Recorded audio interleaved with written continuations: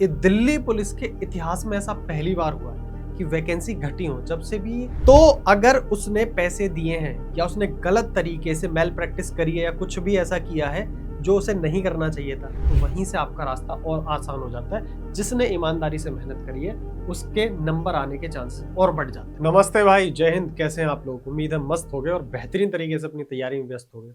जहां सभी बच्चे दिल्ली पुलिस के रिजल्ट का वेट कर रहे थे, वहां रिजल्ट की बजाय एक नोटिस आता है और उस नोटिस में पता चलता है कि वैकेंसी पहले से घट गई है। आज इन्हीं चीजों पर चर्चा करेंगे और एक चीज मैं आपको और बताऊंगा जो आपके फेवर वाली है, वो आप उसको जरूर समझना। पहले मैं आपको बताता हूँ वैकेंसी क्या घट गई है। हाँ, वैकेंसी सच में घट गई है। आपने नोटिस पढ़ा भी होगा। और वैकेंसी कैसे कैसे घटी है? जो दिल्ली पुलिस कांस्टेबल की 7565 वैकेंसी थी, वो अब घटकर कितनी हो गई है? वो घटकर हो गई है 7201। एक बात मैं आपको बताता हूँ कि दिल्ली पुलिस के इतिहास में ऐसा पहली बार हुआ है कि वैकेंसी घटी हो जब से भी। जहां तक मुझे जानकारी है, कभी भी वैकेंसी घटी तो नहीं है, बढ़ तो फिर भी गई है। चाहे वो एसएससी जीडी हो या कोई भी एग्जाम हो, टेंटेटिव वैकेंसी आती है। टेंटेटिव वर्ड का मतलब होता है कि बदलाव हो सकता है, ठीक है, फिक्स नहीं है। तो हमेशा आखिर में जाकर के वैकेंसी बढ़ती है। लेकिन दिल्ली पुलिस में ऐसा नोटिस आया कि वैकेंसी घट गई है। इसके पीछे क्या कारण हो सकता है? जो मुझे पर्सनली लगता है कि वेटिंग लिस्ट आने लग गई है। अभी वेटिंग लिस्ट में एडजस्ट करने के चक्कर में वैकेंसी घटी है। वैकेंसी डिपार्टमेंट से पहले रिलीज हो गई थी, फिर वेटिंग लिस्ट वाली चीजें हुई, तो उस एडजस्टमेंट के चक्कर में मुझे लगता है ये वैकेंसी घट रही है। बट अब क्या कर सकते हैं, वैकेंसी घट गई है, ये अपने लिए सच में बड़ा बेकार है। कंपटीशन बढ़ गया एक तरीके से। लेकिन एक और चीज जो मैं बताऊंगा आपको, उसकी वजह से कंपटीशन घटेगा भी। देखो, यहाँ पे ड्राइवर की जो पहले वैकेंसी थी वो इतनी थी, अब इतनी रह गई। ऐसे करके सबकी थोड़ी थोड़ी सी वैकेंसी घट गई है। लेकिन अब जो मैं आपको बोलने जा रहा हूँ, इसके पीछे कोई ऑफिशियल नहीं है। जितनी जानकारी मिल पा रही है उसके हिसाब से मैं बताऊंगा। मेरी जो दिल्ली पुलिस में अंदर बात हुई किसी से, उसमें दो चीजें मेरे को सामने आई हैं भाई। कि एक तो रिजल्ट जो डिले हो रहा था, वो अब रिजल्ट शायद आपको जल्दी देखने के लिए मिल जाएगा। रिजल्ट डिले होने के पीछे यही सब कारण थे कि हाँ भाई ये चीजें थी, ठीक है। इसका नोटिस भी आ गया, वैकेंसी भी घट गई। और एक जो सबसे खास चीज है, या तो ये कह लो कि ट्विटर कैंपेन हुए थे उसका ये रिजल्ट कह सकते हैं, या जो भी है।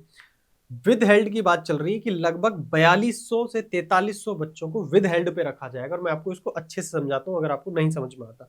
विद हेल्ड का अर्थ ये है कि जो भी सस्पेक्ट है, जिनको लगता है, एसएससी को ऐसा लगता है कि ये जो इसके मार्क्स हैं, अगर 100 में से 100 आ रहे हैं, आपने देखा होगा 98 मार्क्स वाले भी थे, मतलब बहुत 97 वाले भी थे, 97.5 भी होंगे जो भी है, तो इतने नंबर आ नहीं सकते। तो ऐसे लोग, जितने भी ऐसे स्टूडेंट हैं, जितने भी ऐसे एस्पिरेंट हैं, वो सब एसएससी के नजर में सस्पेक्ट है कि भाई इसने कुछ तो गड़बड़ करी है। ऐसे सभी बच्चों को वो विद हेल्ड में रखेंगे। अब मेरी बात सुनो, जो बच्चा विद हेल्ड में चला गया, जो एस्पिरेंट, अब उसको ये खुद बुलाएंगे, या तो उससे बैठ के एक तरीके से कुछ ऐसी चीजें करेंगे जहां से वो पता कर सके कि वाकई में इसके इतने नंबर आए हैं या इसने कुछ घोटाला किया है। अब इससे क्या होता है, जब बच्चा विद हेल्ड में जाता है, जब उसको बुलाया जाएगा, तो अगर उसने पैसे दिए हैं या उसने गलत तरीके से मेल प्रैक्टिस करी है या कुछ भी ऐसा किया है जो उसे नहीं करना चाहिए था, तो ऐसा बच्चा सबसे पहले डर जाता है। वो जाएगा ही नहीं वहां पे।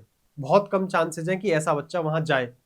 और इस पूरे कार्यक्रम में एक गड़बड़ और होगी। हो सकता है कोई जेन्युइन बच्चा है, वो उसको भी विद हेल्ड में डाल दें, तो उस केस में उसको कोर्ट के थ्रू जाकर के ये चीजें सुलटानी पड़ेंगी। अगर एसएससी कहता है कि नहीं तुम गलत हो और बच्चा सही होता है, तो उसको कोर्ट के थ्रू जाना पड़ेगा। और अगर कोई बच्चा गलत है, उसको विद हेल्ड में डाला जा रहा है, तो मुझे जो लगता है पर्सनली, वो उसको पता है कि मैं गलत हूं। अगर मैं इस चीज में गया और मैं फंसा, तो मेरे साथ बहुत चीजें गलत भी हो सकती है, मुझे जेल तक हो सकती है। इसलिए वो बच्चा जाएगा नहीं। तो बहुत ज्यादा चांसेस इस चीज के बढ़ जाते हैं कि जो हम चाहते थे ना कि सिर्फ मेहनत करने वालों का ही सिलेक्शन होना चाहिए, तो बहुत ज्यादा चांसेस इससे बढ़ जाते हैं कि आगे जरूर ये नोटिस देखने के लिए मिल जाएगा आपको बहुत जल्दी विद हेड वाला। और अगर ऐसा है, तो वाकई में जिसने सिर्फ मेहनत करी है उसका सिलेक्शन होगा। और इसकी वजह से, क्योंकि 4000 बच्चे बहुत होते हैं, कम नहीं होते, आपका जो वो कट ऑफ है वो कम होने के चांसेस होते हैं। ये जो वैकेंसी कम हुई है, इससे तो बिल्कुल नो डाउट कि आपकी कट ऑफ बढ़ेगी। ठीक है, वैकेंसी कम होने का मतलब ही होता है कि सीधी कट ऑफ बढ़ रही है।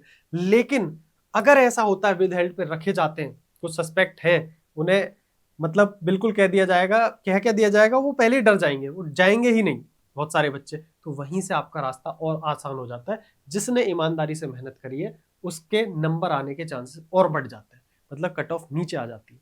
अब बात आती है फिजिकल की। भाई धुआंधार तरीके से जो जो ईमानदार बच्चे हैं जिन्होंने नंबर 60 के आसपास भी आ रहे हैं, मैं बोलता आया हूं हमेशा, खींचे रखो तो मीटर बढ़िया तरीके से।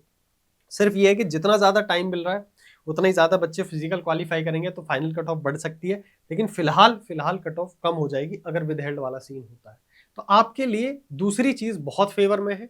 ये जो वैकेंसी घटी है ये जरूर आपके फेवर में नहीं है, ये गलत हुआ है। अब इस पर हम कुछ नहीं कर सकते। टेंटेटिव वैकेंसी पर कभी भी आप कुछ चैलेंज नहीं कर सकते। कोर्ट में जाकर के वो साफ कह देंगे टेंटेटिव थी, हमारे मन में हुआ तो हमने घटा दी, बात खत्म।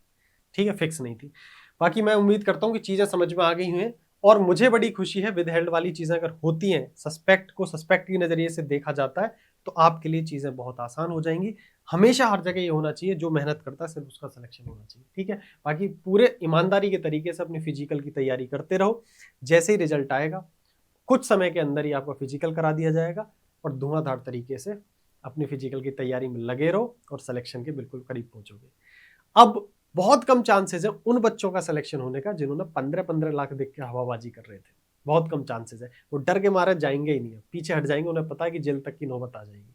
तो अब तुम्हारे लिए बेहतर है, अब तुम लगे रहो और भी एग्जाम्स में, मुझे लगता है। और आपने देखा होगा एसएससी ने अभी हाल ही मैंने एक नोटिस और निकाला था, जिन्हें बहुत सारे लोगों ने पता नहीं क्यों टेंडर टेंडर करके बता दिया, उसमें टेंडर जैसा कुछ था भी नहीं।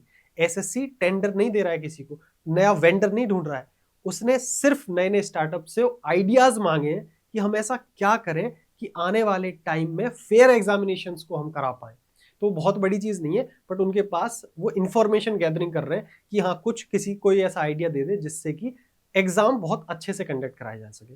तो दिख रहा है कि हाँ एसएससी इस फॉर्म में है कि वो चाहते हैं कि ये जितने भी गलत तरीके से चीजें हो रही हैं वो एसएससी में ना हो। ये बेहतर चीजें हैं आपके लिए, अच्छी ही चीजें जितनी आने वाले एग्जाम्स में मुझे लगता है फेयर एग्जामिनेशन होने के चांसेस है। ठीक है, वेंडर वेंडर कुछ भी चेंज नहीं होगा, अभी इतनी आसानी से कुछ नहीं बदलता है। ठीक है, एक टाइम पीरियड होता है, उससे पहले वेंडर इजीली चेंज नहीं होता। इतना सब होने के बावजूद तो वेंडर चेंज नहीं हो पाया, अब ये खुद से ही चेंज करेंगे ऐसा नहीं है। चलो तब तक के लिए टाटा बाय बाय, नमस्कार, मिलता हूँ अदर वीडियोस में। तब तक के लिए मस्त रहिए, मुस्कुराते रहिए और पढ़ते रहिए।